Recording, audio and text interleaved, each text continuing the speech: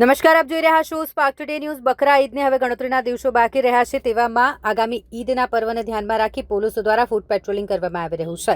વડોદરા શહેર police commissioner Narasimha કુમારના આદેશ તેમજ ડીસીપી ઝોન 3 અભિષેક ગુપ્તાની સૂચનાથી એસીપી ઈ ડિવિઝનના અધ્યક્ષસ્થાને ફૂટ પેટ્રોલિંગ કરવામાં આવી। એસીપી ઈ ડિવિઝનમાં આવતા પાણીગેટ અને વાડી પોલીસ સ્ટેશનના સ્ટાફ દ્વારા ફૂટ પેટ્રોલિંગ કરવામાં આવ્યું। શાંતિપૂર્ણ માહોલમાં તહેવાર સંપન્ન થાય તે માટે શહેર પોલીસ કટિબદ્ધ છે।